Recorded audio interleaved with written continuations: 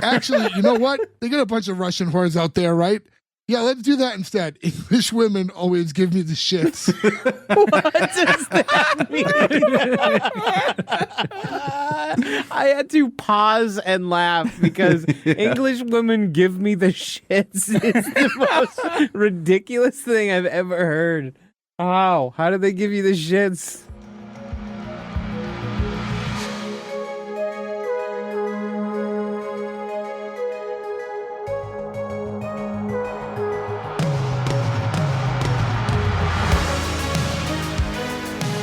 Welcome back, everyone, to S1E1, the show where each week we pick a different sitcom, watch just the first televised episode, and forgetting anything we might know about the future run of that show, rate and decide if it's a show we want to greenlight or cancel. This week we're going to be talking about the increasingly poor decisions of Todd Margaret.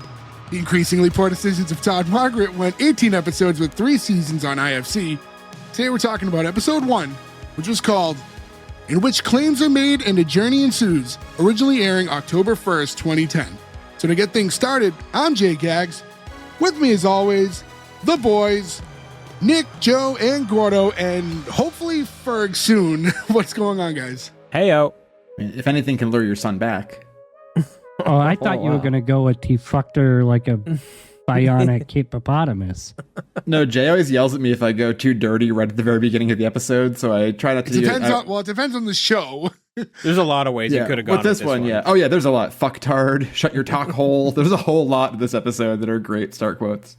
So, this show, which is a show that I did not even know existed. Same. I don't know about you guys. Did you guys watch this one before? I always knew it by name. Like, I'd heard the name a bunch of times. But other than that, I've never seen a second. I'm a big David Cross fan, too. And I want to mention right off the top, this is a fan request we got from Brian back in March. And the reason that I wanted to do it is because he hit us up because he wanted us to wish his wife, Sarah, a happy birthday. We usually don't do this stuff, but happy birthday, Sarah. Happy birthday, Sarah. Happy birthday, Sarah. Usually, Sarah. Again, like I said, we don't typically do them, but when he sent us the amount of money that he sent us to do this, staggering. It was really hard to say no. So, yep. Thank you. Tens of dollars. Your husband said if we said it to you that he would fuck the old out of you. So hopefully that's how this goes. What Jesus Christ. Well, there goes that sweet moment. He also wanted us to mention your age, but we felt like that was inappropriate, so we're not going to do that. But happy birthday, Sarah.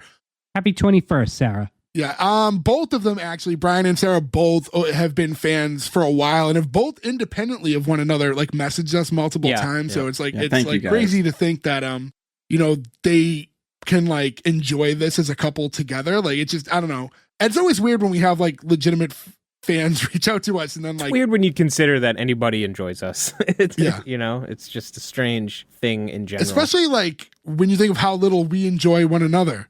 So like that's true. Yeah. And on that note, Ferg hopefully comes back in a little while. Ferg's converted to some solar panels and his power isn't back on just yet. He converted to solar at night and this is what happens. So and the darkness that looms in his heart. It's not enough to illuminate his house. Well, haunted mansion solar panels are more expensive to get, so he really had to wait for those to come through. All the cobwebs block the sun. It's like they don't work. They look so cool. So to get back into Todd Margaret, IFC original. I think this is the first IFC original that we've covered. I didn't even know IFC was a thing. That's a good question. Let's see. No, it's a good one we haven't done, though. We should. Marin was an IFC original. I love that show. Me too. Add it to the list. Yeah, well, to the list.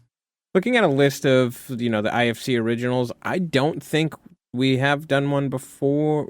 We never did Portlandia, right? Doesn't like quite. That can't really. Yeah, that's not a comedy. That's a comedy. It's not I just feel like I've heard us at least discuss it before, but I don't like him. We've gone over that before. Documentary Now was the other big one they did too, but that's also not a sitcom. Yeah, as far as this show goes, 7.5 on IMDb.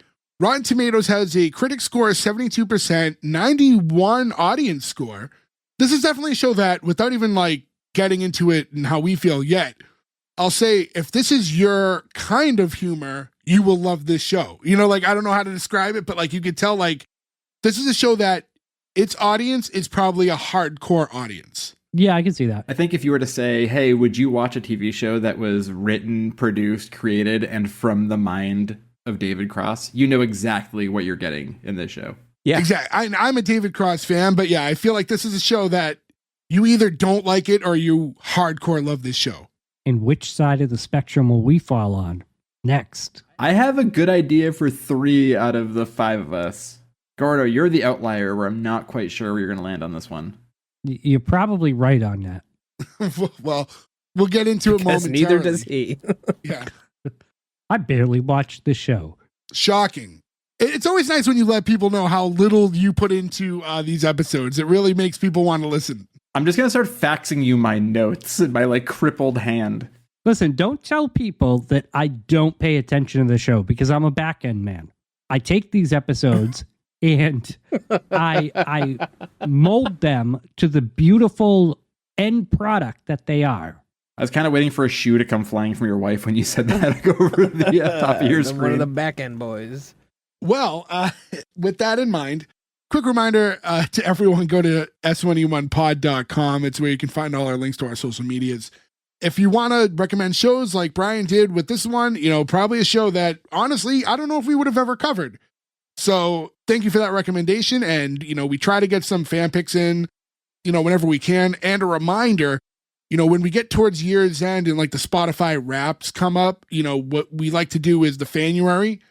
So what we're going to do is like the first 5 people that post that we were in your top 5 podcasts, we will give you a pick for the month of February or January. I keep doing that. January. So we'll do 5 Thursdays in January for the first 5 to do that. So that's another way to get a pick in. But yeah, to get into the actual episode itself, this is like a redone pilot. So the pilot was originally made and it was like part of Channel 4's comedy showcase. It got redone. It was like, this was like the backdoor pilot. And then everything's basically the same in this episode, but they had to replace the character. Dave was played by someone else. Like his assistant? Yeah. So it was Russell Tovey, and he had obligations to another show called Being Human. So because of that, they had to, replace him. So I think they used some of the same footage too, and I think they just recut some of the they stuff shot around. Yeah, the Danny Tanner treatment. Yeah. Hate this guy, by the way. I think I'm supposed to, but I hate this guy. Do you hate him as much as you hate the reporter in fucking Tires, though? Oof, no, I didn't hate that guy. He was just really ugly. It's like the most vitriol you've ever fucking spewed about anybody. That poor man. Just, I don't know, man. You don't get to be that mean if you're that ugly. Sorry. We're going to get into that character when we get into him. But yeah, he is definitely one of those a dick for no reason type of characters. Insufferably. Like, he like tries to kill Todd at one point. It was like really annoying. I will say, though, I'm never going to be mad at anybody who's like, let's go out for a beer in the middle of the workday. That is one of my things I miss the most about having an office. Leaving the office. The thing you miss the most about having an office is getting to leave it. Well, to go get beer while you're working in the office in the middle of the day and then coming back to work.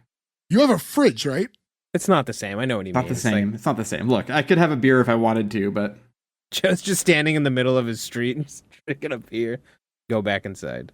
My whole job is video calls now, too. If I tried to, pull that off, I would mess up and that's not your grab my water bottle. Noisy cup that you use all the time.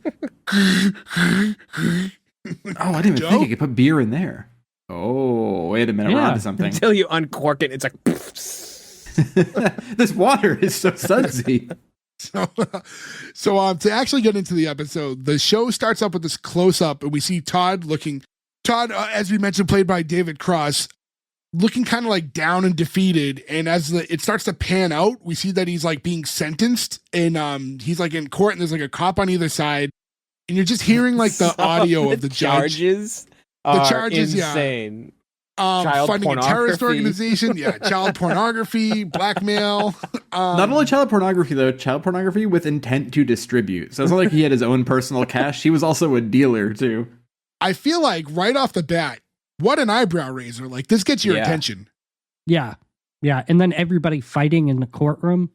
Which is true. I'm sure our friends across the pond can attest to this. You can look up, there are videos of just Parliament freakouts and courts in UK where people are just screaming at each other. It's so fucking fun to watch. Yeah, it's not as orderly as ours, and ours aren't really even that orderly, but yeah, it gets pretty wild. We don't punch people in the faces, although I think they should. I also wish we had barrister wigs. I think we need to bring that back. No, we fought against that. Yeah, but it's been 200 years. I think we're good now. I don't really see the point of those, honestly. Because they're fun. From there, basically what's happening is we see this, and now we're going to get to how did we get here? So now we flash to 14 days earlier, which is kind of interesting because then you think like... He racked up all those charges in 2 weeks. Yeah, so it's going to get us right to, the origin story was only 2 weeks prior. That's a tough 2 weeks. Yeah. And we see Will Arnett when it cuts to 2 weeks earlier. We're in Portland, Oregon now, and he plays Brent Wiltz, who's like the owner of this company, or the boss at least, the new boss. And he's talking to an uncredited Spike Jonze, who plays the boss of the office. Maybe the greatest music video director of all time. Because of the Moby one? Oh, I was going to say because of... the Christopher Walken dancing one? That one, but Wax in Southern California. It's just a guy running on fire, or Beastie Boys Sabotage, or Weezer, Buddy Holly. Oh, he did Sabotage. Yeah, he did a ton. I think he's maybe the only music video director ever to get like a Criterion collection of his work. He always pops up in like the most random shit too. Like he was in Wolf like a of Wall co-creator Street. Of Jackass. Yeah, he's a co-creator Jackass. Like it's just he's got his hand in everything. It's weird. I don't know why he's uncredited in this. I don't know if there was like a conflict or something that he couldn't put his name on it, but maybe it was just for fun. Like I feel like this is a very Easter egg kind of show too, right? Like we see David Cross's would-be girlfriend at one point too, right? And that's like throwaway little things for people who are well known.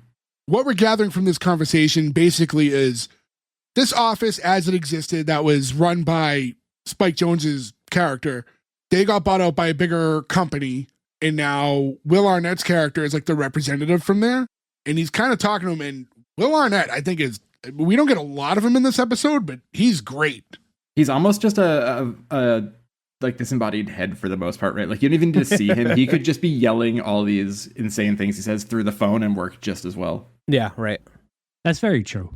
So basically, he was recently in England and decided that they love energy drinks. So he bought a fuck ton of energy drinks, or like the stake in this energy drink company, that he's going to need to start an office out there and have them distribute the drink around the city. This is what's going on. This is the premise, yeah. Now, Jay, I know you're a big energy drink drinker. Yes. You drink them pretty often. I haven't had one in maybe 20 years at this point. I've tried cutting down a little bit recently because I was a little, I get jittery? off the rails sometimes. No, not jittery, no. It's just, but my caffeine tolerance is really high. So then there's a point where I'm just doing this to just fuck up my heart, and I'm not really staying awake. So yeah. Yeah, I like them every so often. I don't like them at all. I don't like how they make me feel. I usually don't like how they... Actually, there was one that I had tried years ago. What is it called? Bang, I think? Bang? Yeah, Bangs are good. Bang. Those are high in caffeine, though. Very high. Yeah. I would me and a buddy would be like, if we were going out to the bar or something like that on a Friday and we were feeling a little sluggish, we'd get a Bang. And I'd usually only drink half, though. I'm the opposite of Jay. I am hypersensitive to caffeine. I get jittery. I get a stomach ache. It's fucking miserable if I have too much. And Bangs sit at 300 milligrams of caffeine. This is how it's energy drinks I'm at. I know a lot of the stats. So those exist, and Rain was the counterpart that, ton of great flavors. They're sugar-free. So they're great as far as that goes. If you're looking for something that's you don't want to drink your calories, but you want something that tastes good, those drinks are pretty good. Lately, in my resurgence of caffeine, I've been drinking a lot of the Ghost ones, because those are 200 milligrams of caffeine. So it's a little bit less, but still taste great. They have good flavors, they keep you up. Question. Some of them do make you feel like crap, though. Certain brands, depending on what's in them. Are there any of these brands that have made a caffeine free? Do any of them just make a fruity drink? Because they do, some of them do just objectively taste good, and I wouldn't mind drinking one. Not not that I could think of, but I know Ghost and Prime both have, they're almost like Gatorade replacements now, where they have their own versions of these low calorie sports drink type things. Yeah.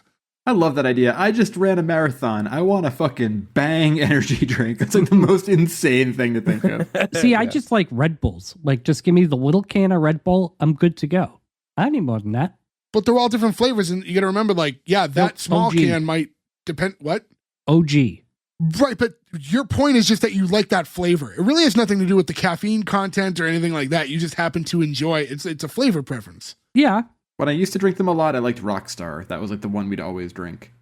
In the original days, I stuck to Red Bulls pretty exclusively, but yeah, I mean, they all. Rockstar was like the first like big can energy Big can drink. one, yeah. The only one I've like disliked from day one is the original flavor of Monster. I hate. No, Monster. I love think they're that. gross. It's like Mountain Dew, electric Mountain Dew. Monster has also become like a weird fucking status symbol thing, and not status in the way that you're like, I'm rich, but like people just have like monster tattoos. Yeah, everyone's right. car has Yeah. a We're all monster thinking of the logo same on it. meme video right Yeah. now. the two too. guys like that are like punching their fists. Like, Yeah. hate to be the guy that messes with us. You think? I love those two. Fucking morons. Like, what a weird thing to make into somebody's personality. You know what I mean? Yeah, right. It's like, and also, I know we have plenty of people in the UK listening to us. This is 2010, right, Jay? Like, were energy drinks actually popular, or is that the point of this show? Is that they were not? No, I think this is a mind because they even kind of get into it when he like Yeah, gets that's to his why office later. I just think I'm this curious is just a wild, if- claim. If they boomed there like they did here. No, because you know what's funny? I would almost say like I'm not a energy drink historian, but I feel like there was like the early days, and now like there's a big resurgence with all these new companies coming up. But like I don't think anything big was going on in the energy game around 2010. And now we see all the time, it's like Starburst flavors, and like, it's just, there's tons of them. They're all over there's like a whole aisle in the grocery store now where just like the whole long aisle is just different energy drinks. It's weird. But yeah, not to talk about it forever, but yeah, that's the general premise of the show is that we need to get someone out to, the UK to sell energy drinks to people. Will Arnett, again, just like, it's tough to like talk about what he's saying without directly quoting everything he's saying, but like he's talking so fast and like just the things coming out of his mouth. Like when he was talking about the energy drinks, saying how they go shithouse for them. And you mentioned fucktard before, which I thought was just something. I didn't know that was a thing other people said. I used to say that like 20 plus years ago. I didn't think that was like a thing other people said. Yeah, like he says at one point, he says people go shithouse, and the guy's like, what, for Madonna? Nobody goes shithouse for Madonna in 2010. Yeah, like Spike Jonze's character, he's like, he's very, I don't want to say timid, but in a way, he's, I guess, because Will Arnett is such a big personality that you can't like, you can't help but become like a shadow next to him. Yeah, but I think he's supposed to be mousy office manager. Sure. I will say, especially at this time, right? Like, it's hard to not think of these two in Arrested Development. And I think the first 3 original seasons of Arrested Development is one of the funniest shows of all time. Yeah. But this is kind of like him playing Job, but if Job was like an aggressive asshole versus like a subtle asshole. Yeah. He's so, I mean, this character I think is more, he's not so dumb, you know what I mean? Like he's kind of like in his own ass, but he's not, I don't know. He's also driven, right? Like Job is just a lazy piece of shit. Like, Sure. But he's explaining that he needs to get someone over to, England for this project. And while that's happening, you start to hear Todd off camera yelling at somebody. And then you hear like, look here, asshole, like let's make this clear. Like, listen to me, you silly little prick. And, so the two of them are like, what the fuck? And they go over and like, they're watching, David Cross's character, Todd, on the phone with someone. And he's telling them like, I make one phone call and I'll have you selling rotten bananas in Kazakhstan, at a bus depot. And they're like, shit. And they kind of walk off. He's unaware that they ever see him. As they walk off, what we think is hang up. Turns out he just had like his headphones on, and it was like almost like a self-help CD that was called Stop Being Such a Pussy, Unleash Your Inner Warrior by Reverend Harris Goody. Which, like, isn't that just what, like, fucking, like, what's that guy's name? Like, Aaron Tate or whatever, what's that dude's name? Like, Andrew Tate. oh yeah, the Tate brothers there. yeah, that seems like what that shit is now, yeah. Yeah. Alpha male, Sigma male, or whatever the fuck that shit is. Go to jail. But yeah, I think it was shot well too, in a way that like the reveal was after they walk off. Like he clearly wasn't on the phone, but the way he had his back to them, like you wouldn't have caught that at the time. No, definitely not. It was shot very well. I did like, and I love just the randomness of the Kazakhstan banana mart or whatever he was talking about afterwards. Well, if you notice, there's a couple things in this episode that I think are sort of blatant references to Arrested Development. Arrested Development, and all the banana stuff. I think is for sure. You know what? I never even put that together. Yeah. Yeah. There's another one later I'll bring up that I think is definitely a reference. So now we cut back to Brent talking to Todd's boss in the office. He's like, I fucking love that guy. And he's trying to tell him, he's like, Todd Margaret, he's a temp. He has zero experience with international marketing. He's like, bullshit, he's perfect. And Todd walks in. He's like, hey, you wanted to see me? He's like, yep. And then Brent introduces himself and he's telling him about this whole situation with the satellite office in London. And, you know, he wants to set him up there as like the new boss. He'll get him an apartment, a credit card, all that shit. And they'll start him at $120,000 a year. Adjusted for inflation, $173,000 a year. Oh, already. That's so sad. Wow. Isn't that crazy? Did you also adjust for conversion? Well, he doesn't say 120,000 pounds. He says dollars. It's true. True. Yeah. Okay. He's asking him, like, are you familiar with the UK market and all that kind of shit? He's like, oh, yeah, absolutely. And he looks over and he sees like a thing that says Leeds. He's like, oh, my dad's from Leeds. I like grew up there. It's the album cover for The Who's classic album Live at Leeds. I like Spike Jonze. He's like, that's not true. He's like calling him on all his bullshit, but because Spike Jonze would have seen his resume. Yeah. So he's going on about like his life with his dad out there. He said, you know, let me correct myself. I didn't actually live there. I would spend my summers there. And he's like, oh, great. Maybe your dad could help. He's like, oh no, he passed away. When did he pass away? Oh, a week ago. He's like, you didn't take a day off? He's like, oh, well. And, yeah, says a week ago, give or take a day. Like he wouldn't know the exact day it was. I love the reasoning too, how he died. He's like, you know, he went skydiving over the ocean. Yeah, it kind of took care of itself. It takes care of itself. So that just kind of took care of it. I mean, actually, that does raise a point. What does happen in that scenario? Usually you have a service, but there's just kind of like a placeholder, whether it be an urn or a casket that's empty, just kind of to pay your respects. Is usually what people do. Oh, okay.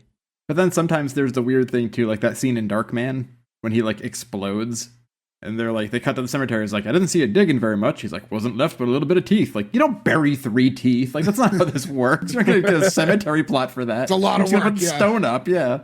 To track back like a second too, when Spike Jonze was saying like, so you're going to have to bury him, like when he was asking about it. And Brett just goes, hey, fuckhead. He said it was okay. Shut your fucking talk hole. Fucking talk hole. He then when he fires him, he tells him instead of bananas, he'll be selling shit berries. What the fuck? He's like, oh, I got that from you. I wonder how much of this was just Will Arnett, like, letting it fly. Improving. Yeah, it has to be. Or if this was actually scripted. Either one is kind of It'd be wild. impressive one way or another because he's talking so quick. You know what I mean? So the retorts are so fast that, like, if it is on the cuff, then he's being very impressive. Now he's just checking in with Todd. He's like, hey, I just want to make sure, you know, before anything, you're good, right? Like you don't have any obligations over here that'll tie you up. No family, wife, kids, no pets, nothing like that. Nope, I got nothing. And then we immediately cut to him like sitting in, well, what we think is his apartment, and he's talking to his girlfriend. Turns out that girl is his real life wife. Oh, is she? Okay. Yeah, Amber Tamlin. Yeah, so it's a nice little throw the cameo in there. She was in a ton of stuff, but she has a great story arc in House. Oh shit, I forgot she was in House, yeah. Oh, okay. House is so good. It got a little repetitive, but it was good.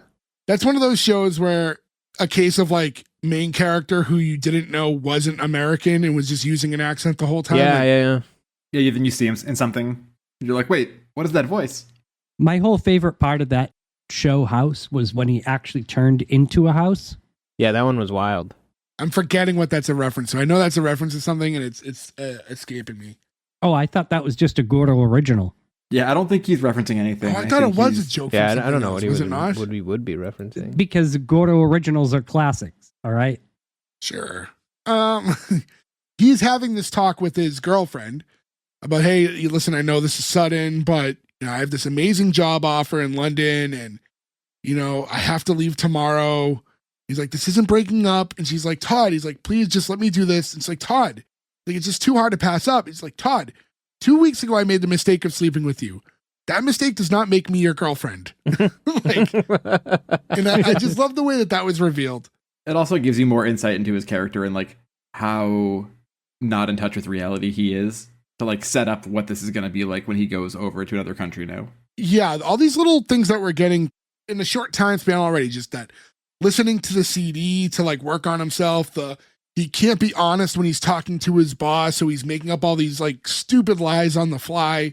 His detachment from reality with a situation with this girl, like, yes, we're painting like a very vivid picture of this character very early on. Which makes me wonder if the beginning scene is him having a dream. No, I think we're learning that he's just so fucked up as a human that he's just going to get himself in a whole bunch of trouble. Yeah, his life is so crazy, and he's such a fucking psycho that he's going to be charged with child pornography distribution within 2 weeks of this. I feel like it's going to be a lot of misunderstandings that lead him into these situations, but yeah.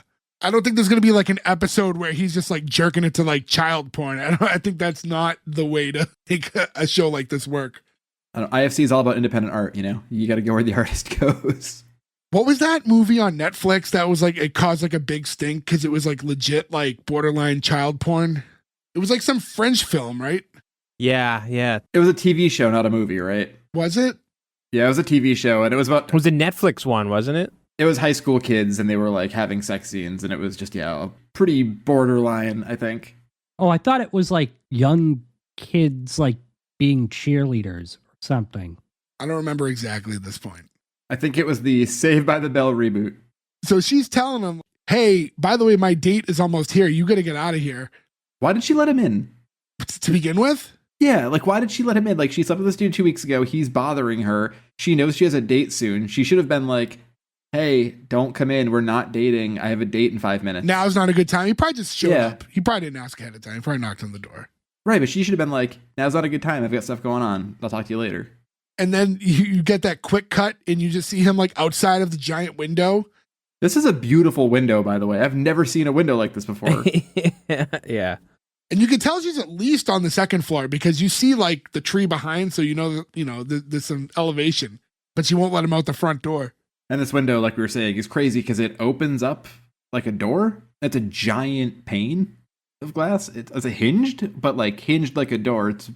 It seems like it'd be hard if you didn't have a screen for bugs to have that big of a open space, but I don't know. Maybe it's just getting older where I was like, I love these windows so much. the what you focus on now versus what you would have focused on a few years ago. Right. If we watched this in 2010, I don't think I would have even tracked the window.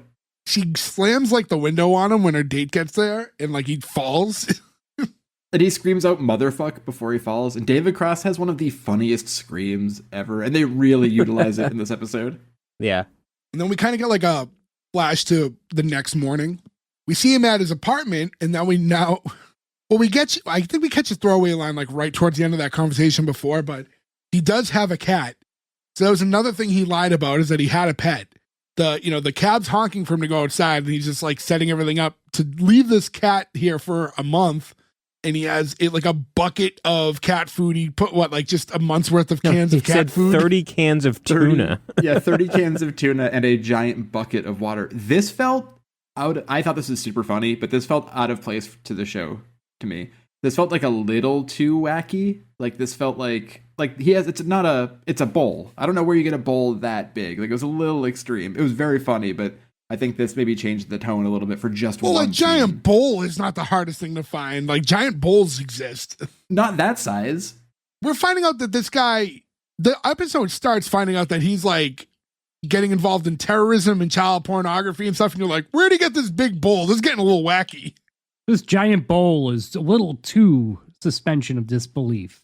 Look, I can believe people get caught up in dark things. I can't believe that he just had that bowl in his house. The bucket, sure. We revisit this later on, but I was like, wow, this is kind of I don't know, like there's a difference between when you learn about these characters, like bad decisions that are made with good intention and like bad decisions that can like hurt or affect things. And this seemed like you're putting the cat in a bad position. Like I know you think you mean well because you're leaving out enough food and drink, but I will say this as someone who does own a cat and who does leave her alone occasionally. You can't leave them alone for more than like a day or two. Yeah, no, 2 days is kind of the max. You can leave enough food and water for like a day and a half. Yeah. Other than that, it starts getting really dicey. Also, like if you have a cat, I have a cat as well. You can't leave a litter box for 30 days. You were going to just burn that house down. No, that'd be stinky. This is the only part of the show that I was like, I really, really did not like.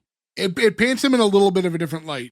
So he leaves and he has this gigantic chest that he's like, his luggage is as if he's leaving for like a month, but he needs to wear completely different clothes every day for the 30 days. Like he's not going to do any laundry.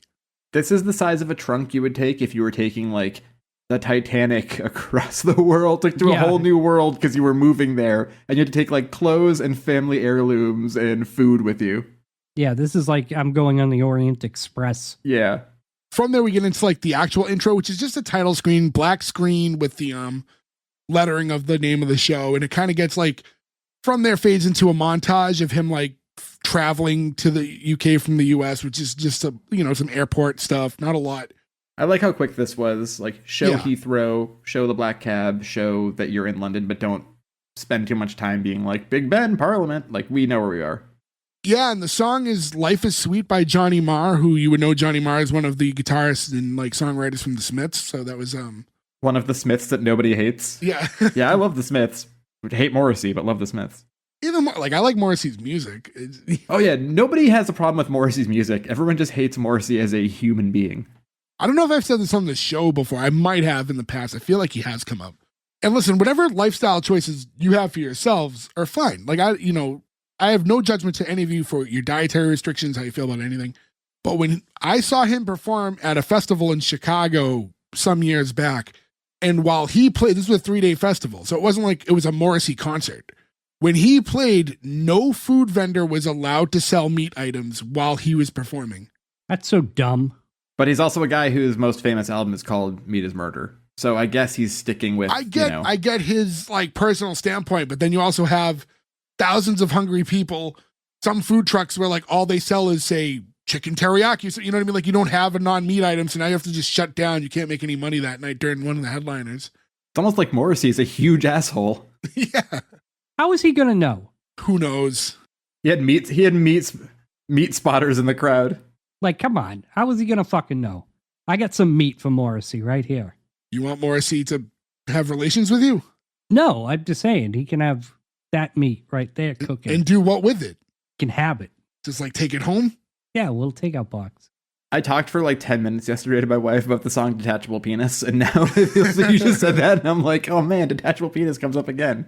To tangent off the tangent, I was having a conversation yesterday at work about songs in the 90s that weren't songs at all, but you didn't realize it because it made sense for that time. So they had like that like Sunscreen song.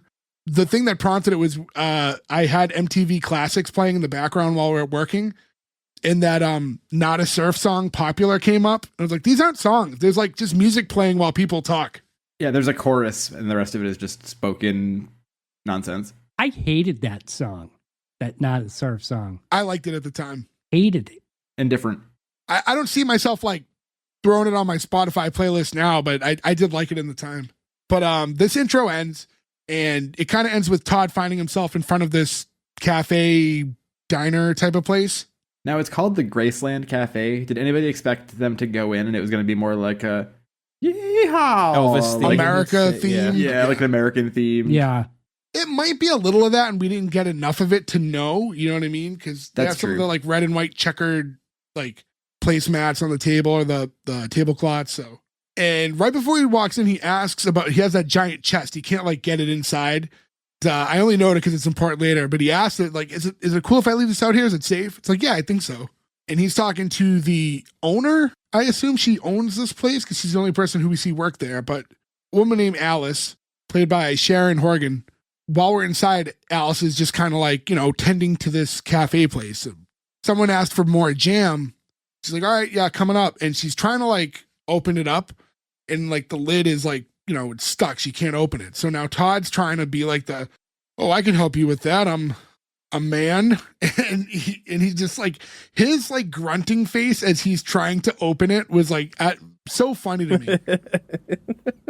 I don't want to call it overacting because it is, but that makes it sound like it's not bad. good. Bad. Yeah, right. It's a bad connotation with it, but yeah. Right, but he's like 110%ing everything in this in a way that is so hard to describe, but is so inherently funny. Well, I mean, it was, as she said, that lid was tighter than a ladybird's twat. So that's going in there. That's in the new expression. What is a ladybird? It was Lyndon Johnson's wife. She have a tight lid? Actually, I don't think she would have, because Lyndon Johnson, I think, famously had a very large penis. I was going to say Jumbo was his nickname. Yeah. He used to shit with the door open and swing his dick around because he was a fucking psycho. Yeah, he used to show his dick to people. Presidential facts. Yeah. It is in America, anybody from overseas, but anybody here certainly knows we are in the middle of a presidential election. So this stuff's just coming up. On the news all day, they're like, Lyndon Johnson's penis. Yeah, that's definitely part of the news. Wolf Blitzer was showing a picture of it. Gordon makes it known that he doesn't have time to do research before we do episodes, but he'll read up on presidential dick sizes. That's okay. I just knew that. To be fair, I just knew that as well. You didn't know about Big Jumbo? I had heard about LBJ's dick too. I think that's... You're the dick man, Jay. You should know about LBJ. He's not the dick man. He's the cum man. That's different. No, Jay's the dick man. For sure. If you just mention somebody who may have had a dick pic, Jay's spamming the chat with 10 pictures of that dick. Because, hold on, in fairness. No, oh yeah, let's hear this. Yeah, all right, hear that. Here's an example, right? Before the court. First off, I'll use this as an example because it's one of the funniest celebrity dick pics of all time. Lenny Kravitz was performing at a concert. Crouched down, his pants split open, his dick popped right out. There's a picture of him playing guitar with his dick completely out and making this yeah face. One of the funniest celebrity dick pics of all time. When I come across this and find out about stuff like this, I'm not fazed by seeing a penis. It's whatever. We all have them amongst the four of us. I know by sending it to you guys in group chats and stuff that you will be bothered by it though. So it's funny to me. I've already seen the picture. I'll send it to you guys now and watch you react in a way that's not positive. I mean, I think the week we did Saved by the Bell, I sent 40 pictures of Screech's dick into the chat, and I was definitely getting yelled at for it. And you know what? Being in the chat is fine. It's whatever. But that is access to the rest of my phone, too. So, anytime I'm, browsing, or if I'm about to go, send a picture to somebody, my library is just fucking Lenny Kravitz and Dustin Diamond dick pics everywhere that I now need to go and clean out. You got to turn that off. There was a video you sent us that I found. I was going through my phone, deep into videos. There was a video you sent of you deleting, going, I hate my friends, because me and Joe spammed. To go way back, guys, if you guys haven't been listening for a long time, a while ago, we covered the Muppet sitcom, the one that was the Office-style sitcom. And we got into a big internal debate with Ferg, who's not here right now, so I like talking about this even more without him here. He did not like that we were talking too sexual about the Muppets, even though in the show, it was a lot of sexual conduct and stuff. Sexualized. So me and Joe started spamming our podcast chat with a lot of explicit cartoon photos of the Muppets. So it was not cool. I know this sounds very weird, right? It is. But I came across the video of Nick just deleting them all, angry. Fucking disgusting. I don't want to see that shit. Is it safe enough for work that we could post it? No, they were very explosive. No, that's the whole point.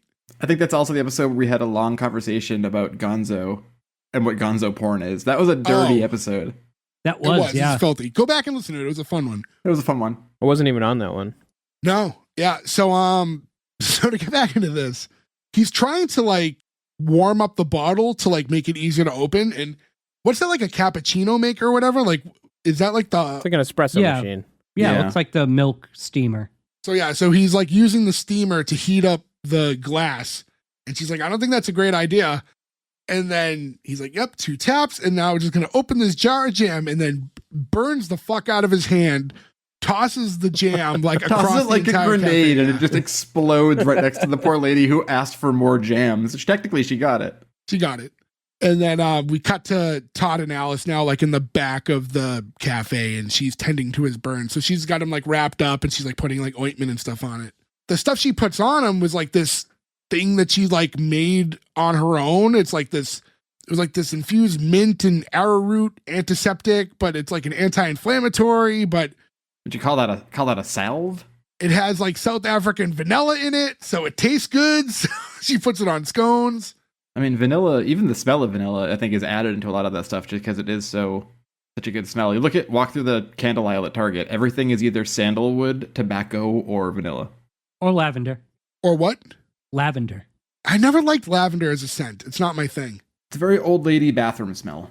I think we've probably talked candles in the past. When I buy candles, I stay away from the vanilla and the sweet ones. I think it like makes the air smell too heavy. I agree with whatever my wife buys. Smart man. We usually get ones that I think will smell bad because in real life they would. Like, we always get one where it's like... Asshole. Well, it's like, well, yes. Like tobacco and leather. And you're like, oh, it's going to smell like a disgusting punk show. And then you light it, you're like, well, this is delightful. An interesting approach for how you want your house to smell.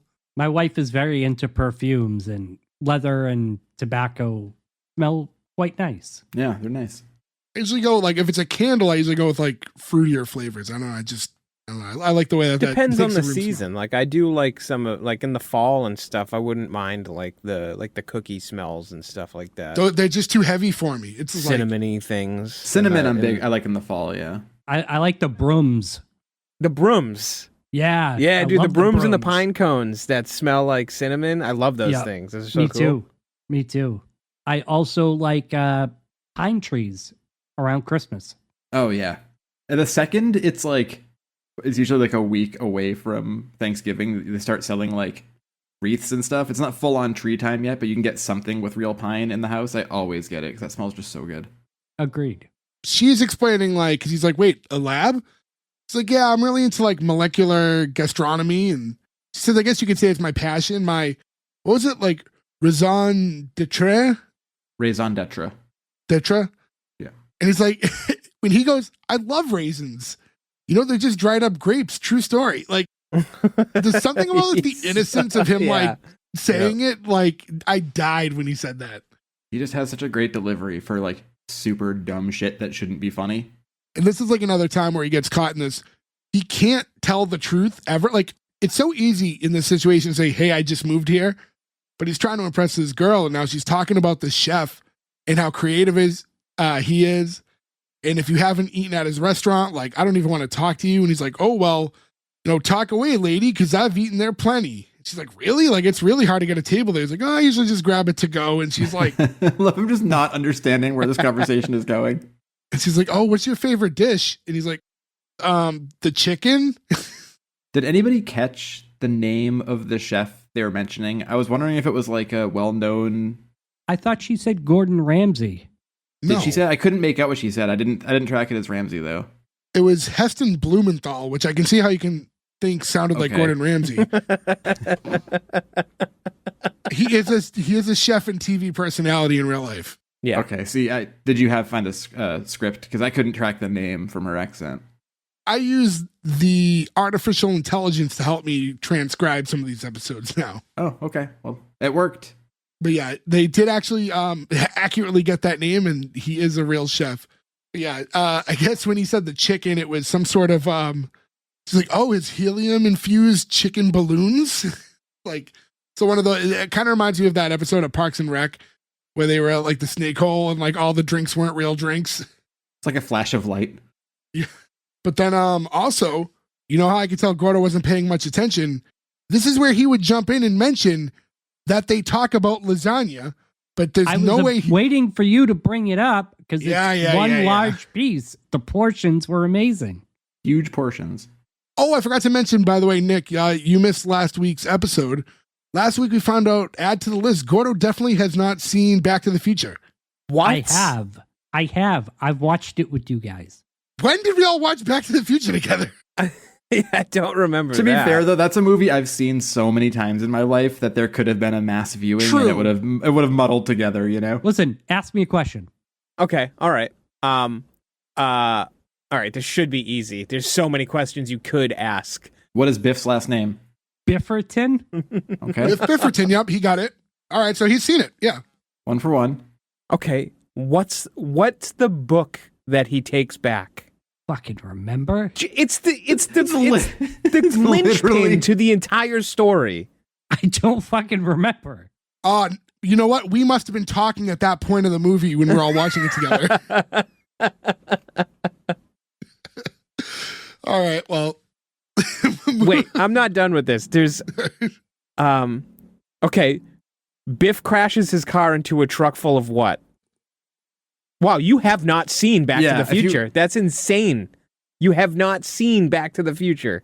Why does his mom think his name is Calvin Gordo, Klein? hold on, Gordo.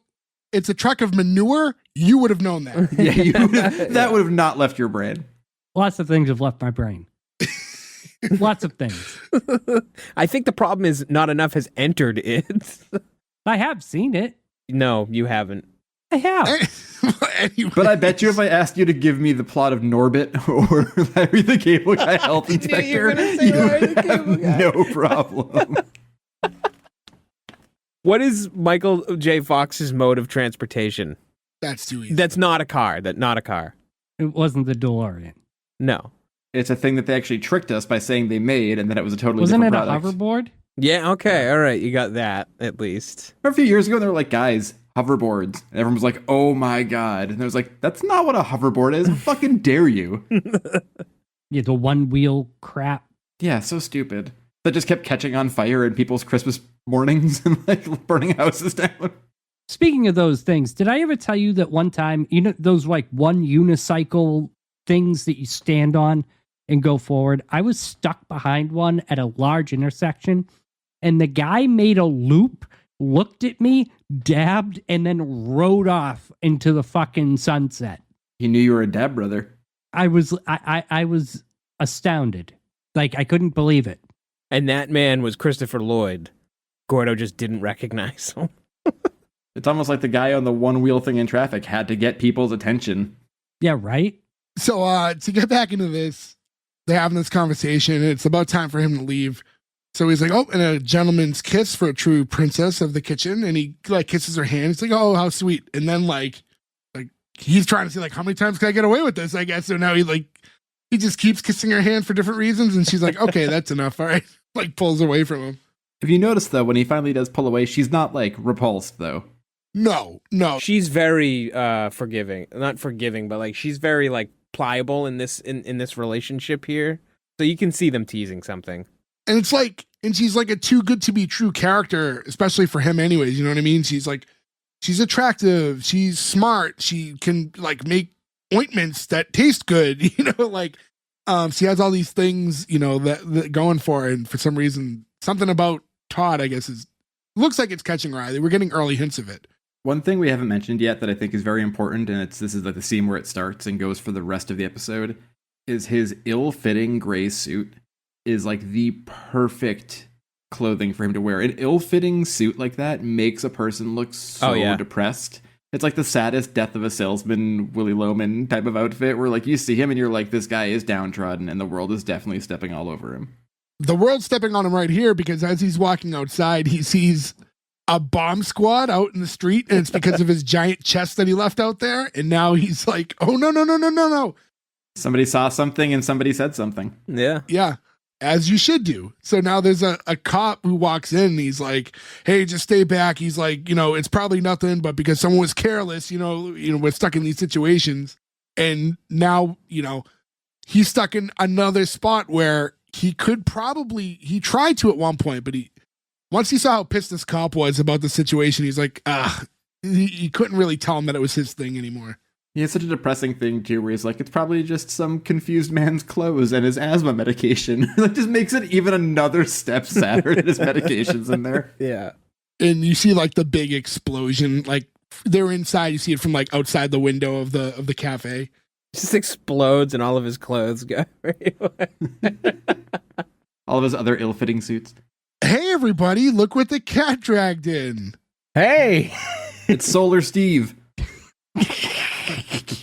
That's why I don't go green. It's not, day one's not working out, huh? No. Although, hey, lights are on, so maybe it is. We were just going over the explosion of all his belongings to catch you up a little bit. So now from there we get to the next scene, and it's Todd walking into his new office for the first time. And he's like, you know, like prepping up, like he's getting excited to walk in. And then he opens the door, and it's this giant empty office space. And you can see like his office was done. Like they actually did like create an office for him within the glass, but then the whole rest of the workspace was just never Like even the carpet's not done yet, and there's just stuff all over the place. Yeah, there's insulation all over the place. I was kind of expecting him to have like a really nice office because the other guy thinks he's like this like cutthroat executive. Well, his actual office isn't bad. It's a regular-ish office. It could use a little work, but it was done. Nice fruit basket, more bananas. So he walks in and he sees that this, satellite office is literally just like this giant empty workspace. It could be like a full-on office building if it had people and was done.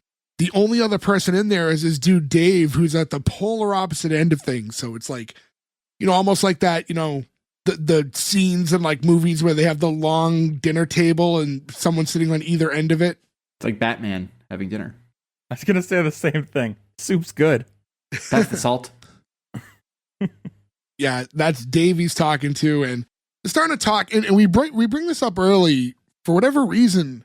Dave is kind of a dick immediately, and right away. And listen, Todd's character is not like a lovable guy at times. He does a lot of shitty things, but he doesn't know that yet, and he's a dick to him from the jump, and I don't quite understand it. And Todd never does anything with real malice, right? He's just a prankster. Yeah, he's just dumb. Yeah. And yeah, I just hate this guy so fucking much because he's just a prick from Jump Street for no reason. He doesn't British know. Jim. Yeah, he doesn't know Todd at all. Well, in the UK office, that's Tim who plays the Jim character. That's right. Also, this is his job, and that's his boss. This feels like a weird first day scenario, you know what I mean? Like, maybe after some time, he gets to figure out this guy's kind of an idiot, and he starts messing with him, but this is day one. Yeah, he's a very affluent outlook on this job. So, like, they have, like, a little bit of an awkward exchange of words because of that, because he's kind of so standoffish towards him. And eventually Todd walks, all the way back across this office space to go back to his office. And he's telling Dave, like, hey, I'll leave the door open if you need me for anything. As he's, like, getting settled in, you can see he, like, kind of likes his actual office. It's better than what he had back home, who is basically working out of a closet. And he's about to sit, and hear Dave go, Todd Margaret. It's like, yeah, what? It's like a delivery for Thunder Muscles here for you? He's like, oh, good. And you, like, I like the way that this was shot. You see him, like, smiling because, like, it's his chance to do things. Like, he's like, all right, great, the delivery's here. And they just do the cut where it's still on his face, only now he has this, like, look of shock. And we, like, look at the entire office building, and it's just full of cases and cases of, like, all these boxes of this Thunder Muscle energy drink. It's like 1,000 boxes. And they're all labeled bad sanitation. I don't know if you guys noticed that. But Favorite label ever. We'll have bad sanitation shirts for you next week. Stop that. Yeah, hold on. Yeah, Joe, you better start learning to make these shirts. Yeah. If I can make the design the way I usually make designs, and then we can scan it in, then sure. But I'm gonna need I think a better photocopier. play would be like the bumper sticker to put on the box. Like, would be a better recreation. Bad sanitation bumper stickers. That being said, nothing is necessarily going to be out next week. So hold on. No. We'll keep it in mind. I've got a bumper sticker company. I know what to do. So Dave's asking, like, hey, what is Thunder Muscle anyways? He's like, well, Dave, like, it's this awesome new energy drink. You guys go shithole for them, right? He's like, not really. And then he's like, well, Thunder Muscle contains, I don't know, it's Korean. So I don't know, energy, probably guarana berries, things like that. He's like, are you planning to sell this shit? He's like, no, Dave, we're going to be selling this shit. He's like, I don't want to tip my hand, but I'm looking for a new director of strategy. And I've been back there and I've had my eye on you and I think you might be my man. He's like, I don't think I'm qualified. He's the second person in command of this company. He's been reading a magazine at his desk. He should want to take the director of strategy job, right? If the title gives more money. Yeah, I mean, I don't know what his title was going into this. Todd's also falling into like this fake it until you make it type of thing. He's getting into, like he's starting to come into his own a little bit with the, yes, I am the boss here. He's trying though. Like he's legitimately trying. Yeah, he is trying, but I mean, I think he's just hoping to fall upwards, right? Which happens to, I've had plenty of jobs where I've fallen upwards, Yeah, it happens to everyone, yeah. And he was just a temp before, right? That was Yeah, he wasn't even an actual employee. And they get through this conversation, eventually, Dave gets settled into taking this position, whether or not it's like a real thing or not. And he's asking him like, all right, like, let me ask you, where would you go to sell these drinks? And then it cuts to the two of them just like sitting at a table at a pub. I love that though, because it's the first inkling you get that he's just like, make this guy go for drinks because I don't want to work right now. And then like they get to talking a little bit. It comes up how like Todd knows so much about the UK. And Dave's like, you know the UK? He's like, well, what's to know? Which is like the low-key most insulting thing he could have said without realizing he was being insulting. Yeah, I will say we did mention he was a dick from the get-go, but from here on, he does have a little bit of a reason to mess with him. Yeah, but he's like, he teeters too much into like mean.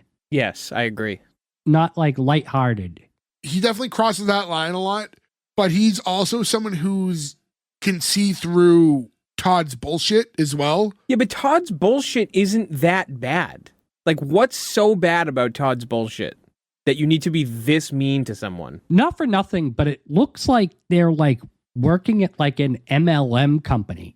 Like that dude is sitting in like an empty office, like just like huffing farts all day. Like what the fuck? Like, so my thing with the company is I think that Will Arnett's character bought a bunch of this stuff, and then like it was contaminated. And what did it say on the boxes? Bad sanitation. Yeah, it was there was bad sanitation, and so like he made up the whole it's in the people in the UK love energy drinks. He's trying to unload this stuff to anybody, right? And I think that's where this is going. I don't know. I'd have to keep watching to see, but that's where I don't think he really thought that the UK loved these energy drinks. I think he fucked up and bought a bunch of bad product and now is trying the easiest, cheapest way to get rid of it. That makes sense. With him being so pissed off at him, they could have done something like maybe he was supposed to be like get that job and this random guy got it instead, or just have some reason for the animosity. They could have just thrown something early in their interaction, like or any had backstory. Had Todd say something kind of like backhanded, insulting to him early on, something to just kind of piss him off, like anything, Yeah. But from the second he said hi to him, he was being a dick. But here, they're talking and it's like, so the UK, huh? He's like, yeah, well, and he starts kind of like getting into it and trying to quiz him a little, and he's telling Dave how he grew up in Leeds. I don't know why he stuck to this. There's no reason he needed to tell Dave this. Like, because Dave didn't know that. Right? Yeah, he didn't need to do this, and this is the only part that bugged me. So now he's like, "You grew up there?" He's like, "Yep." He's like, "Well, I didn't grow up per se, but my dad lived there, so I would, I've lived there. He's dead. I would, spend my summers with him." He's like, "Oh, so like, what did you guys do when you were here?" He's like, "What? What did you guys do?" He's like, "Well, every Saturday, we'd grab fish and chips and head to the park and watch The Who, He's like, "Every Saturday you watch The Who?" He's like, "Yeah." The band The Who? He's like, "Yeah." I thought that was really like his like not understanding how big of a band that is. Like they just play in the park. Yeah, they weekly play in the park. And like not understanding what live albums are because he knows who The Who is. Yeah, that's why they called it Live at Leeds. He's trying to get out of this conversation because he obviously, he's talking out of his ass. He's like, "Hey, let's try to sell some of this Thunder Muscle." And Dave's like, "Yeah, why don't you try this guy?" And he points to the old guy sitting alone at the bar. Like perfect salty old guy drinking a beer alone, like the absolute last person who would want a fucking energy drink. Right, and it goes exactly as you think, because he walks up to him and he's trying to give him the sales pitch. He just goes, "Piss off." He's like, "All right." And he turns right around. David Cross is, "All right," and just leaving is perfect. And then Dave's standing right behind him as he goes to turn. And he's getting more into it. He's like, "I spent some time in Leeds. I had a girlfriend that used to go to university up there." He's like, "Oh, well, it's probably changed since then." He's like, "Yeah, but like, like what street were you on?" He's like, "Main Street." He's like, "They don't have a Main Street," or whatever it was. And it's like Fifth Avenue. Like, no, there's no Fifth Avenue. He's like, "Oh no, the fifth from the," he's just trying to get out of it. He's got nothing. In all fairness, we've all lived in this town our whole lives. If someone made up a street, would we know it? I wouldn't know. Mm-hmm. Maybe. I don't know. If someone was like, "I live on Elmwood Street," I've been like, "Oh, where's that?" If you say a generic enough street name, I'd probably go, "Oh, that's probably a street here." And when he asked him, like, This I could see being like, this made sense to be something that he wouldn't understand by not living there when he asked him, like, what number was his house? He's like, oh, 2150? He's like, we don't have streets that long.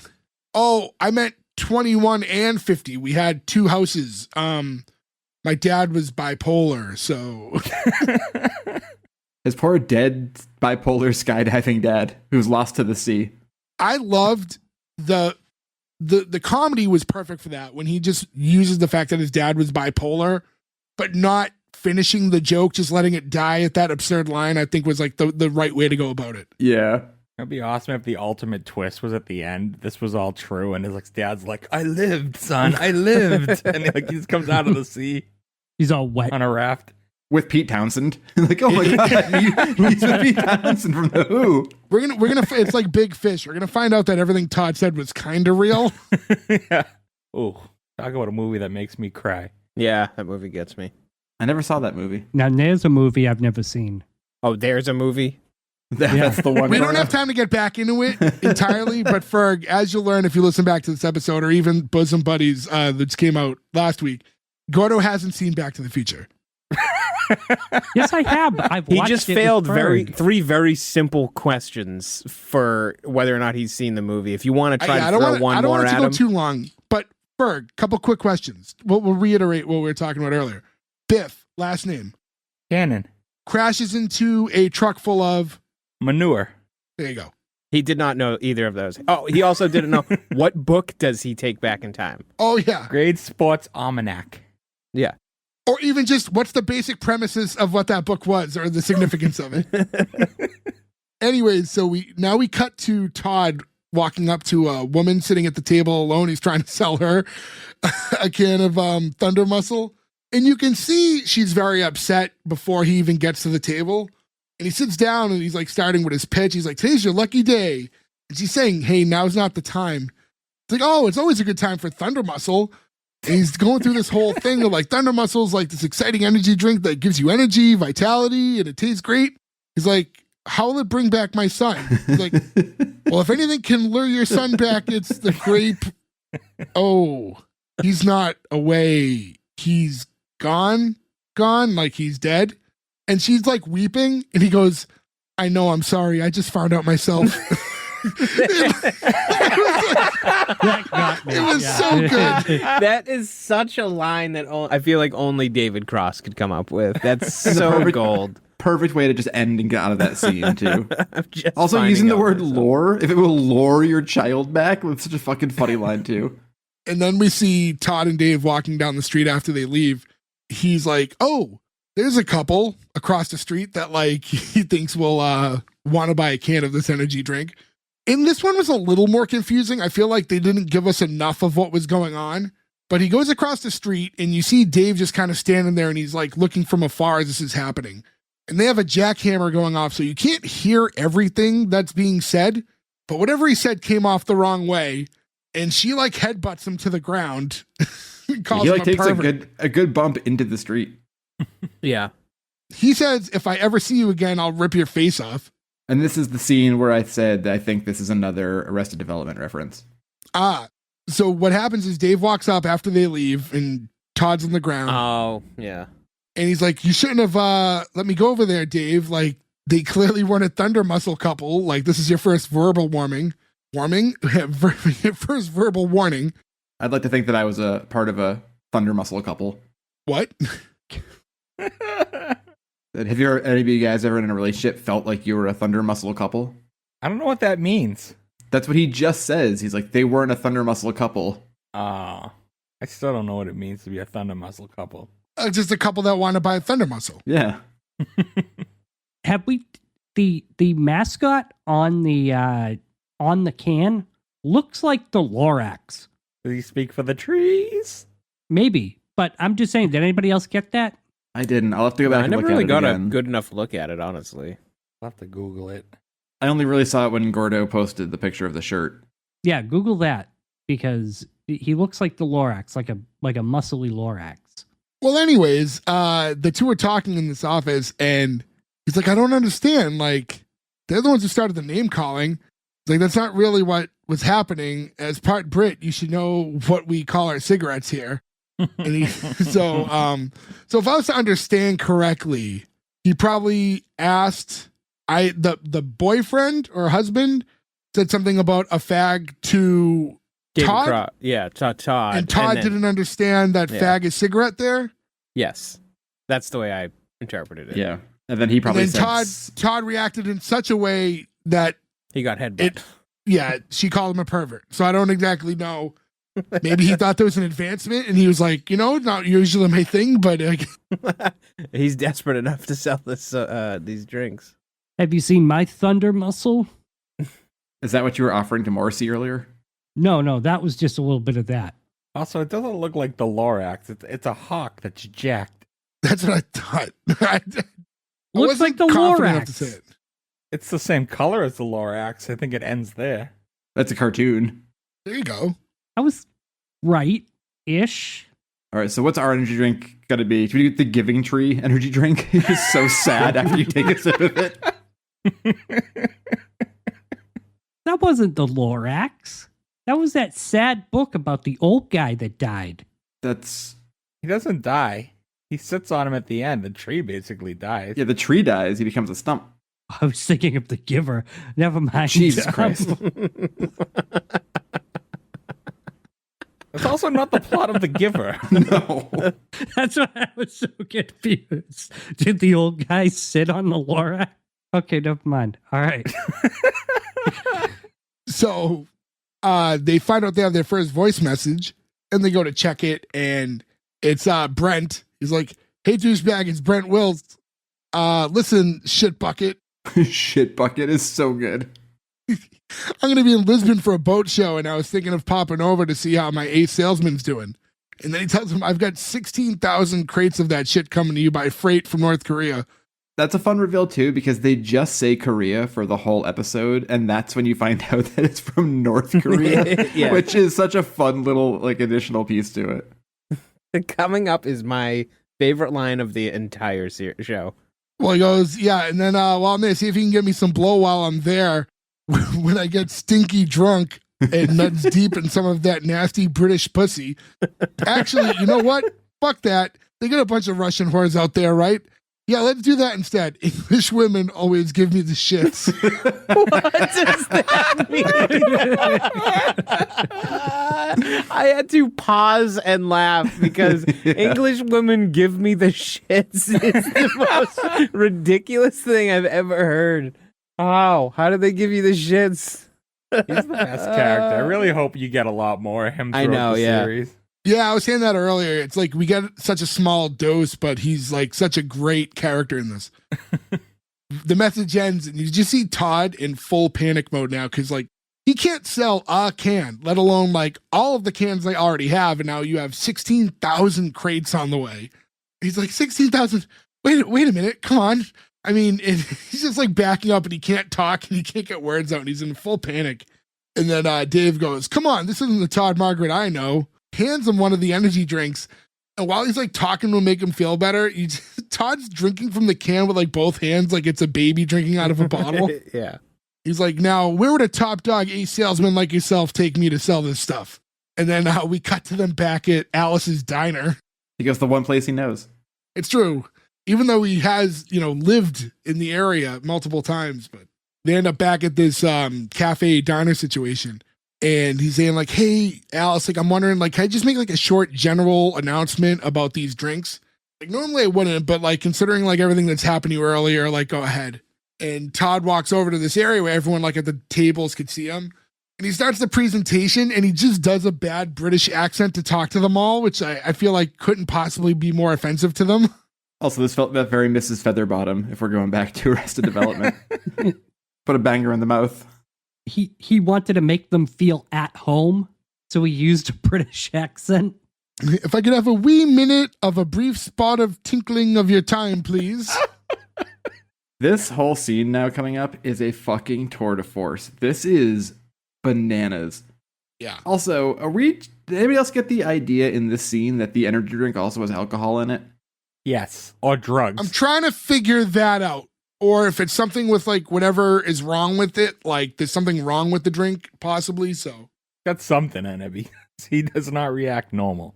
Right. He's not just energetic. He starts like, and I feel like Dave knows it because Dave is kind of egging it on for that. Yeah. So the presentation starts where he's almost talking like a British nanny to them all, talking about how nice this energy drink is, and it's, you know, good for you, and it's a great way to get up and go. And he's like drinking a can, and like he's, you know, done with it, and he goes to put it down, and Dave's like, wait, have another. You can't just have one.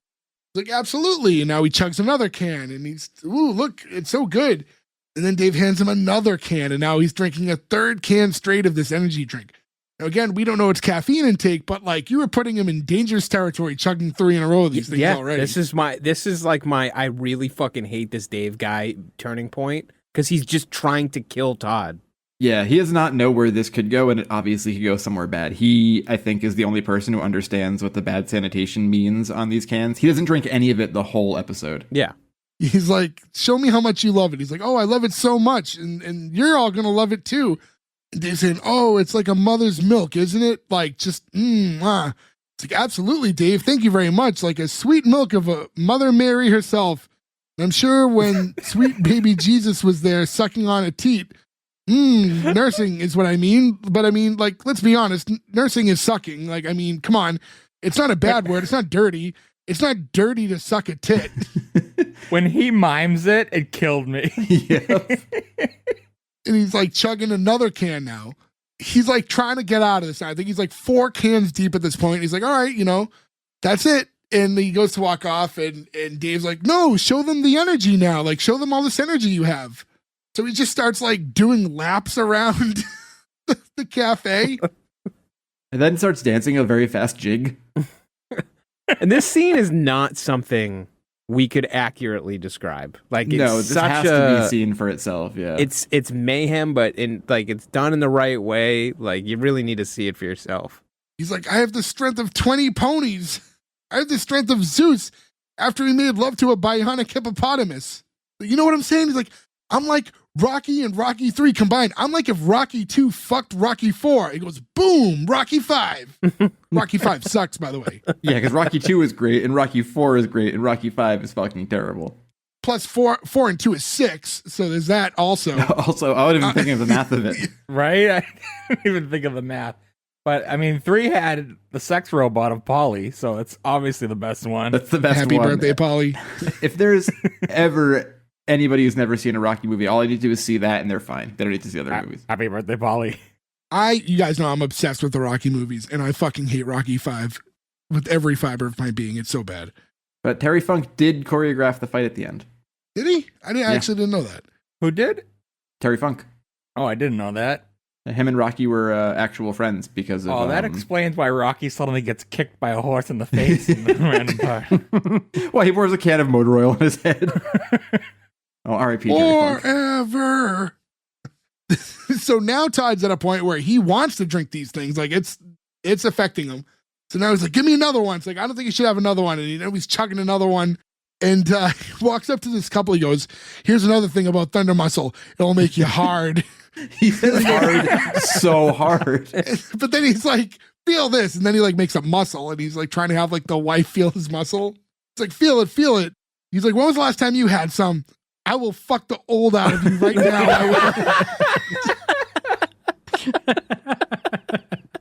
That line killed me. I know I sent it to you guys out of context earlier in the day. Oh my God. That was my pause because I was laughing so hard line. Same. The couple like leaves. Todd's now standing on top of a counter screaming at them. Calling them racists. Barack Obama's president, you racists. Screaming about the president of the United States while he's in the UK like it means anything. And yelling at 2 white people that they're racist about Barack Obama for no reason. And David Cross is white. It's not like they're walking out on a black guy presenting something. Yeah. So now he's frantic. He's begging everyone. He's like, please, just buy one. It's just up there with £1. And he goes to drink another one, and he's scrambling through the bag. And when he finally stands back up, he hits his head on the lamp because he's standing on top of that counter and falls onto a table where someone's eating. I think he got like spaghetti all over himself or something. This is a great food splat because he lands on the food and the food kind of explodes the way the jar did when he was in there earlier. Also, £1 for an energy drink? That's great value. He may have got It's not bad at all. No. What, 129? Something like that? I'm lying. I looked it up. I don't know the difference. Well, if we said 120 was 170, probably like $1.60, $1.50. Sub $2 though. Yeah, still under $2. What is it, Jay? We talked about this earlier. How much does a big can of like a Rockstar type drink cost now? Average, they're usually $3. A lot of them like 2 for $5 sales and stuff. All right, shut up and take my money. Now, did anybody think that this tasted like sewage? Like, I thought the whole thing of the energy drink was that it just like tasted bad. The first time you see him drink it, he very clearly doesn't like it. Yeah, he has a hard time swallowing it. There's a couple other instances where you see someone take a sip and no one seems to like the taste of it when they try it. Okay. So now he's on the table and he's just like, I want to go home. And Alice, you know, being the sweetheart she is, like goes and like grabs a little money and like finds a can from the bag. She's like, I want to buy a can of Thunder Muscle, please. He goes, you're a nice lady. He's a saint. She really is. And the next scene is Todd getting dropped off by a cab in front of his house, which we find out she paid for. So Alice pays for the cab. He's now in front of his new living quarters, which is not quite how it looked in the picture. Nope. It's such a good name, though. Like, if he was like, hey, we're moving you to a pastoral manor in England called Cumberland Heights, you'd be like, oh, this is going to be the most beautiful place in the world. Yeah, like a gated community with fields. Yeah. Yeah. And there's just like that one dude on oxygen sitting on the stoop, like just freaking him out. It is kind of sad that we as a society are like, old guy, he's scary. He's just a guy sitting outside. Just being on oxygen, like this guy's just trying to survive and enjoy some fresh air. But you go, ew! You're like, oh, a fucking ghoul. He's smoking a cigarette. I mean, to be fair, there is probably less now, but there is a very high statistic of people who are on oxygen who blow themselves up by smoking, like every year. Yeah. Yeah, it happens a lot. Yeah. We used to have to take my grandmother's cigarettes away. Yeah. She tried to sneak them when she was on oxygen. Cigarettes keep a hold on you, man. I get it. If you're at the point where you're on oxygen, you've probably been smoking for quite a while, so it's tough to just be like, all right, I'll put them down now. Right. Fuck it. So Todd walks into his apartment for the first time, and this place fucking sucks. It's super dingy. You could tell it hasn't been updated in like 50 years. I love the baby blue kitchenette, though. I thought that was like, they try to make the whole place look drab, and then there's this like really cool 50s clean, bright blue kitchenette that looked really rad. I'll be honest with you, I was expecting worse. Yeah. Although there is a pole right down the middle of the room, too, though, which is kind of a bummer. It was a good level. It was like believable shitty. Yeah. It wasn't like comically bad, like it was an empty room with just like a, you know, like a bed frame with no mattress on it. It wasn't like that. It was like, this is a real place. It's a shitty place, but yeah, no, it's believable. A few years ago, they the practice space I was in, they like sold the building. So they found a new building and they were like, hey, we're gonna move everybody over here. So we went and looked at them, and all of them just had, because it was an old warehouse in Boston, just had giant load-bearing columns through the middle of the rooms. And the rooms were like the size of 2 bathrooms. They were tiny. So you had to be in like a lottery system of how long you were there before you could get it. And like, we lucked out and got a corner room, so you didn't have one in there. But it was, that's what this reminded me of. Like, you can't even move around it. Like, you'd have to go like that to talk to people. It was having a pole in the middle of your room. You will walk into it. I like the touch too of like him not remembering that like the outlets are different. Yes, because I love that, because that like reiterates how little he knows about England. He thinks that he can just, you know, go there and plug his phone in. Yeah. I like that he still tries. Yeah. It's obviously it's gonna fit. Completely different style of plug. And then he's like, this sucks. And then it like closes him just like laying in the middle of the floor, just like on the carpet, falls asleep. And as it starts to pan out, you just see him pissing his pants. And the background to this too is just like the most terrifying low mixed dogs barking and cats meowing. It's like consistent noise in the background. It was so well mixed, I thought my animals were doing it. It's like a crazy level of noise where like you'll go nuts if you hear that. Yeah, it's not loud and overpowering, but it's just constant. And then it goes into the credits, and then you guys all caught the post-credit? I did not. That was horrible. No. You didn't watch the... Dude, it's almost a little too much. We go back to his apartment in the U.S., where his dead cat is laying with flies around it next to the giant vat of cat food. And there's now 2 other cats that came through the window and a crow in the apartment as well. And those cats are eating from the giant thing of food. I have to go watch that after we record. Did none of you watch it?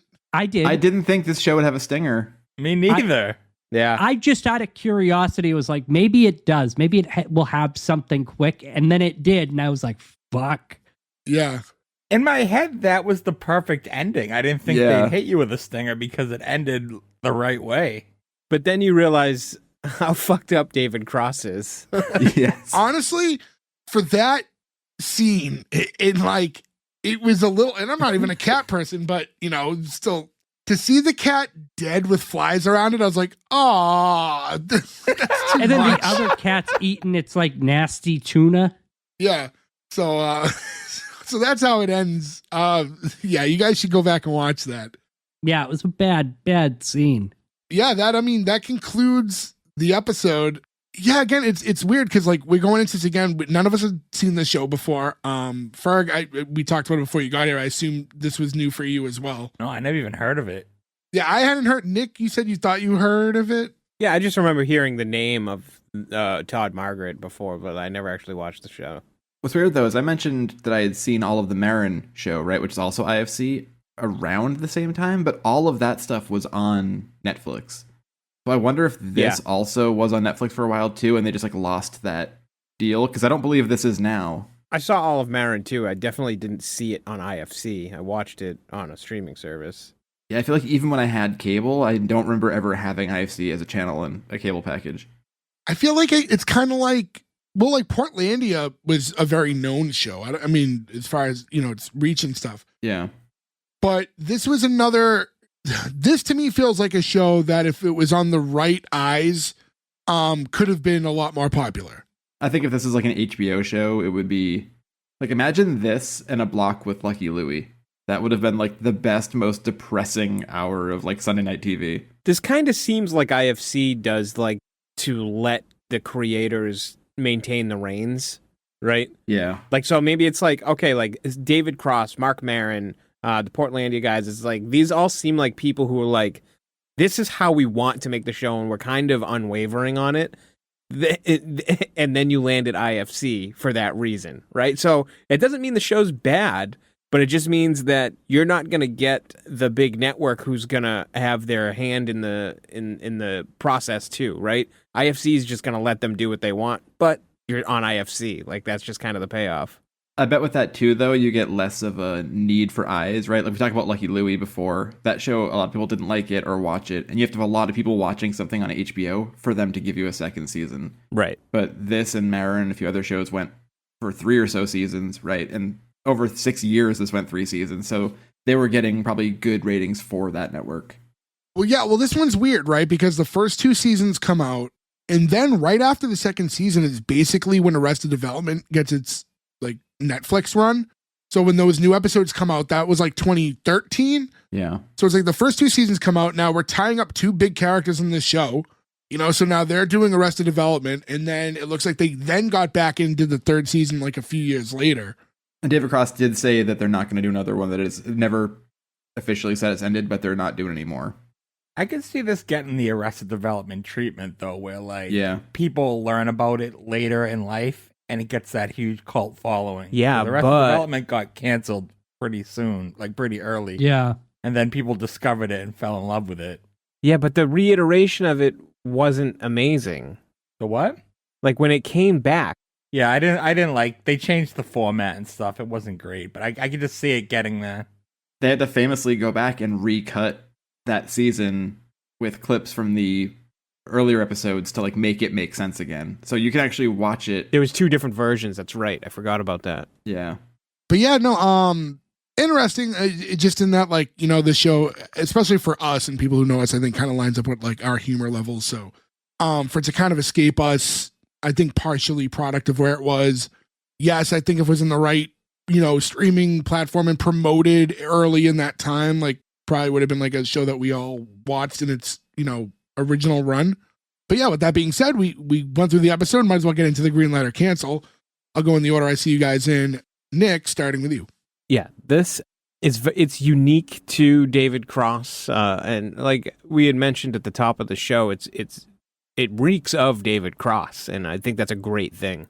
His sense of humor it pushes the envelope, and it's just really, really funny. And I hope this is obviously a very easy green light, but I'm gonna continue watching the show like tonight. Like I'm very excited to keep going with this and see what happens. I hope Will Arnett sticks around. I'm not sure. I feel like they might have just used him up front and you don't see a whole lot of him anymore, but we'll see. I think the rest of the cast is great. I hate David, so I'm hoping they redeem him a little bit. I think they might. We'll see. But other than that, very excited to keep going. It's a really, really funny show, cool concept, and I'm excited to keep watching. Greenlight, easy. Ferg, you've been very vocal throughout this entire episode, but go ahead. Yeah, I agree with Nick. So it's gonna be a green light for me. I'm probably gonna hop off this and go watch a little more of it. I really like I got like Ted Lasso vibes. If like Ted Lasso was set up to fail. Like worse than he was, like the fact that he just keeps going with this lie and everyone hates him for no reason. And it's like, you feel bad for this poor guy, but at the same time, it's funny watching him suffer. I always love Dave Cross's comedy. And like Nick, I hope Will Arnett's on the show a lot more. I assume it's probably going to be like one cameo per episode or at least his voice. Who knows? But I'll keep you updated. So green light. Joe. One thing I love, and this happened with Tires too, right, is just like Tires, this is a show where David Cross believed in it, put up all his money, produced it, wanted to do it, right? And I feel like when that works, it's so genuine because you get to do whatever you want. I don't think this was going to win over anybody who, like, if somebody yelling fucktard at you is going to turn you off from a show, like, this probably isn't going to be something you're going to watch, but I think if this was able to get on a streamer, I don't know if it is now. I think IFC is owned by AMC, and there is AMC Plus, but you can buy it on like Apple TV and Amazon, I think. Like Amazon and stuff. If this ever ended up on like an iTunes or a Netflix or something like that, I think that more people would find it and talk about it, and I think it's certainly worth that. This sets up everybody who will be more redeemed. There is a love interest. We want to know more about the energy drink, and I hope that we get more, again, like disembodied yelling Will Arnett for every episode. I'm also going to go track this down. I haven't done that since Making History, which I did buy and watch all of the next day. I'll probably do the same with these. So, green light. Gordo. So, I found the show funny, and I'm going to give it a green light. It's a soft green light, only because it's just very awkward, right? Like, I don't think that we've also conveyed that throughout this episode, is that David Cross's humor is like, you're almost watching like a train wreck. Like, this whole episode is like, you're just kind of cringing from like each scene to each scene with how he's acting. And that gets on my nerves a little bit, right? Like, I just don't like that feeling. But I laughed enough in it that, like, I do want to know what happens to this poor schmuck, right? Like, I'm genuinely curious, even though that, like, I know I'll be like sort of on edge watching it because it's not typically my humor style. So, with that being said, I'll just greenlight it and leave you guys with that. Jay, before you go, can I just add one thing to my green light? The way the episode starts with the whole trial thing, that also leaves me wanting more because I need to see what that's about. So still green light. Need to find out how he got involved in child pornography. So, listen, I'm not here to rock the boat at all. I thought Gordon was going to cancel. I think he kind of wanted to, but he felt peer pressure. In any event, I did enjoy this show a lot. As soon as we decided to do this show and I was just getting the graphics together and just looking at the cast, like, I had a feeling I would like the show, but not really knowing what it was yet. went in completely blind, having not seen so much as a trailer beforehand. Really enjoyed it. Probably one of the most interested I am in a show that I hadn't been introduced to before in a long time. Like, very much want to not rewatch, but watch it and get into it. I thought it was really funny. I definitely want to see where it's going. It looks like it is going to be a train wreck, and for that reason, I really like it. So it's a green light from me. So congratulations to the increasingly poor decisions of Todd Margaret. You go on to see episode 2 with us. You get a 5 out of 5. So thank you for everyone who listened. Thank you to Brian who suggested the show. We should have listened to you sooner. Happy birthday, Sarah, again. So I hope you guys have a great week. Hopefully Brian scored a couple brownie points by hitting us up. And just to all of you who listen, thanks for listening to this episode. Again, go to S1E1pod.com. That's where you can find all the links to where to follow us and stuff. You guys also, hey, hit us up too. This is how this stuff works. If it wasn't for this kind of interaction, a show like this wouldn't have been covered. So if you have shows like that you want us to do, hit us up. We'll definitely give them a look. But until then, thank you guys. We'll catch you next week. Thank you. Goodbye. I think we got the best enemy of tightness.